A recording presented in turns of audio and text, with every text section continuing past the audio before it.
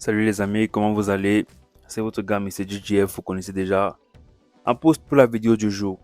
Donc, je vous avais promis une vidéo entière où j'allais parler juste de la discipline. C'est de ça qu'il est question aujourd'hui. On va aller très vite parce que je suis assez fatigué, mais bon, vous connaissez.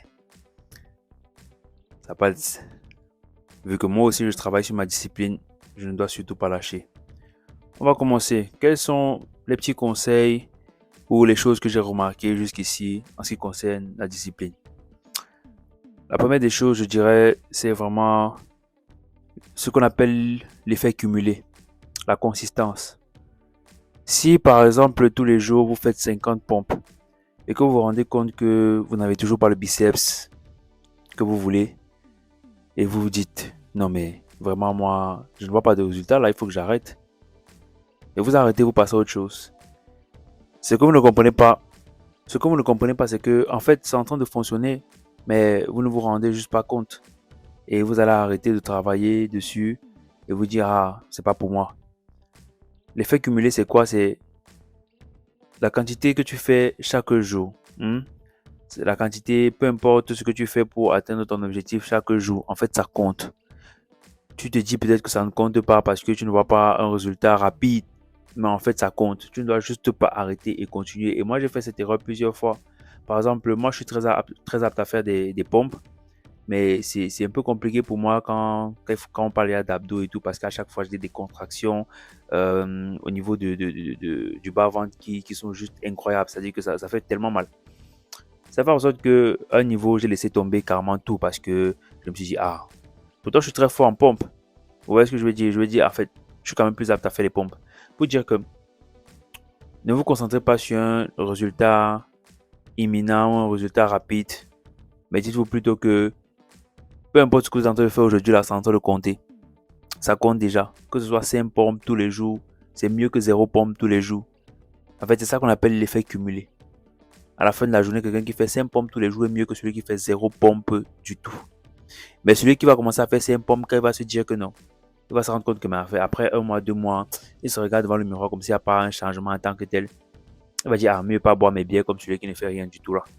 Alors que c'est 5 pompes, 5 pompes, 5 pompes, après 5, 6 ans, le vrai résultat, c'est même quand c'est les autres qui voient. Mhm. Surtout quand il s'agit de sport et tout là. Quand les autres voient, c'est là où tu comprends que oui. Donc pour dire que l'effet cumulé, n'arrêtez surtout pas. Allez-y, même si c'est petit à petit.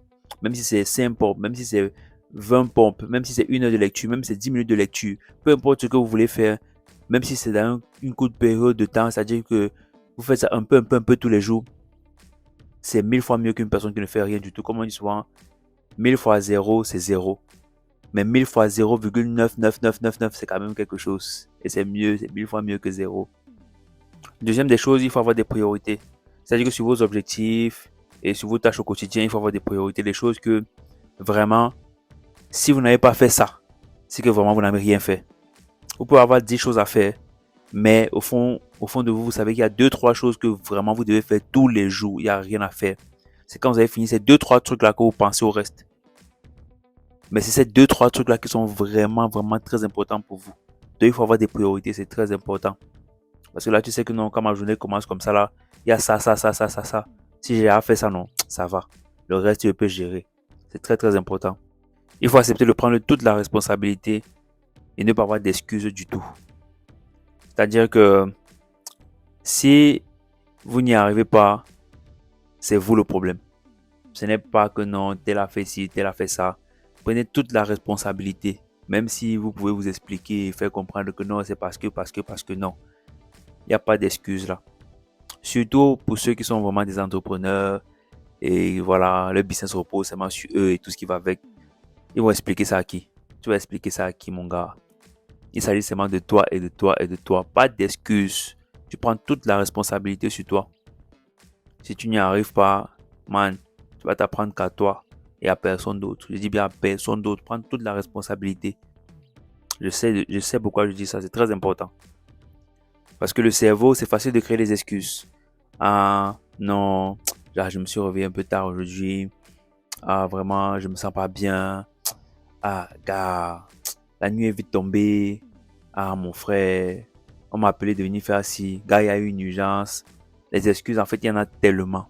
Ton cerveau, non. Si tu veux les excuses, ça va te donner les excuses et les excuses et les excuses et les excuses et les excuses. Mais à la fin de la journée, mon frère, comprends que, gars, si tu n'y arrives pas, tu dois t'apprendre qu'à toi. Et rien qu'à toi. Voilà. Et je vais te donner une petite astuce. À chaque fois que ton cerveau te donne des excuses pour ne pas faire quoi que ce soit, ou peut-être pour ne pas te lever le matin quand ton réveil sonne, prends une seconde et essaye de te voir là où c'est-à-dire que, quelle est la meilleure version de toi que toi tu as dans ton cerveau en fait? À quoi est-ce qu'il ressemble? Où est-ce qu'il est? C'est-à-dire que commence à visualiser ça dans ton cerveau et dis-toi, si je ne fais pas ce que je dois faire là maintenant là, est-ce que j'y arriverai un jour? Pose-toi cette question. Et crois-moi, hein, gars, directement, tu vas retrousser les manches et faire ce que tu as fait. Donc, essaie de visualiser dans ton cerveau comment est-ce que tu vois la meilleure version de toi-même. Pourquoi est-ce que tu fais ce que tu es en train de faire là? À quoi est-ce que tu veux ressembler quand tout ça sera terminé? Ou à un certain niveau de ce chemin-là. Une fois que tu auras cette image dans ta tête, tu vas te dire, est-ce que ce que je suis en train de faire là maintenant, ça va m'amener là-bas? Ou si je ne fais pas ce que je dois faire là maintenant, est-ce que je vais arriver là-bas un jour? Tu vas seulement retoucher les manches, comme je dis. Voilà, ensuite, il faut savoir se donner un peu de déconfort. C'est-à-dire que quand il n'y a personne derrière toi, disons que tu n'as plus de maîtresse, tu n'as plus de professeur, aujourd'hui tu es un entrepreneur carrément, full-time, et il n'y a plus personne pour créer sur toi en fait. Il n'y a plus personne pour te mettre dans un certain déconfort.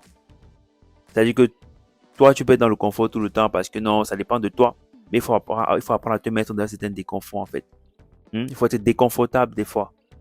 Tu vois, par exemple, tu n'étais pas toujours content quand il fallait faire tes devoirs. Peut-être tu n'étais même jamais content quand il fallait faire tes devoirs. Mais si on a dit que non, voilà, dimanche soir, demain matin, lundi, on doit vérifier les devoirs. Tu allais te battre pour réclamer quelque chose, non? Mais vu maintenant que toi, il n'y a plus personne qui crie sur toi, dimanche soir, tu peux te dire, ah, même si je ne fais pas, il y a quoi, mon frère? Je vais faire ça mardi, il n'y a pas le feu. Mais toi, tu dois pouvoir t'appliquer à toi-même un certain niveau de déconfort. Sinon, ça ne peut pas le faire. Par exemple, là, je vais pas vous mentir, je ne voulais pas faire cette vidéo parce que je suis fatigué et je veux dormir. Et le sommeil m'appelle vraiment. De là où je suis là, je ne suis pas assez confortable en tant que tel. Et j'aime ça parce que c'est comme ça que tu travailles ta discipline. Tu ne dois pas seulement te mettre dans une zone de confort parce que non, personne ne crie sur toi, personne n'est derrière toi. Là, c'est pas bon. Tu dois pouvoir te mettre dans une zone de déconfort toi-même. Et c'est là que tu auras le pouvoir en fait.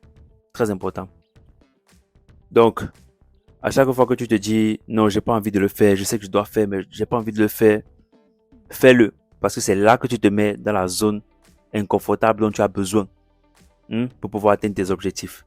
Parce que si tu fais toujours ce qui t'arrange, tu fais toujours quand tu veux le faire, quand tu te sens bien, quand tu as envie de le faire, ce n'est pas bon. Tu restes tout le temps dans ces zones de confort là et crois-moi, ça va pas t'aider. Ensuite, il faut apprendre à dire non. C'est-à-dire que aussi être discipliné, c'est savoir dire non. Tu es en train de travailler sur quelque chose, on t'appelle pour te dire mon frère, comme ça, est-ce que tu peux venir faire ceci, est-ce que tu peux venir faire cela? Tu dis non. Je dis pas que tu dises non tout le temps, mais il faut savoir des fois dire non. Je suis désolé, là, je suis concentré, je dois faire un truc. Et déjà, même que la meilleure méthode pour moi, c'est si tu es vraiment concentré à faire ce que tu es en train de faire, ton téléphone ne doit pas être à côté de toi. C'est-à-dire que tu dois pouvoir activer ton téléphone de telle sorte que, ou paramétrer ton téléphone de telle sorte que ça sonne seulement s'il y a un tel numéro qui t'appelle parce que peut-être si la personne t'appelle, c'est en cas d'urgence. Mais en dehors de ces numéros-là, ton téléphone ne sonne même pas quand tu es vraiment concentré. Ce n'est pas évident, mais c'est une bonne astuce. On ne peut pas te déranger si il n'y a même pas moyen de te déranger en fait. Mais si on le fait, des fois, il faut savoir dire non. No. Voilà. N-O. Maintenant, il faut savoir que la perfection est un mythe. Oui, la perfection est un mythe. Même en ce qui concerne la discipline, tu ne peux pas être à 100% parfait. Tu vois, et tu dois accepter ça. Parce que des fois, il y a des gens qui se fixent des objectifs et tout, et quand ils commencent à travailler sur leur discipline, ou ils sont même disciplinés au départ, et ensuite, ils n'arrivent pas à faire ce qu'ils doivent faire après un jour, après 2 jours, et ils laissent tomber parce qu'ils se disent, ah mon frère, je n'ai pas pu tenir, donc moi je laisse tomber. Non, tu dois te relever même après 2, 3 jours et continuer. Je ne sais pas ce qui s'est passé pendant les 2, 3 jours, ou même les 4 jours là, mais n'arrête surtout pas. Lève-toi et tu continues. Et dernière des choses, il faut évaluer. Évalue ton comportement au fur et à mesure et prends des notes. Dis-toi qu'est-ce que je peux changer, qu'est-ce que je peux améliorer, c'est très important. Bon les amis, c'était tout pour cette vidéo. Allez-y, et je sais que vous savez ce qu'il vous reste à faire. N'oubliez pas de vous abonner et activer la cloche de notification pour la prochaine vidéo. On est ensemble.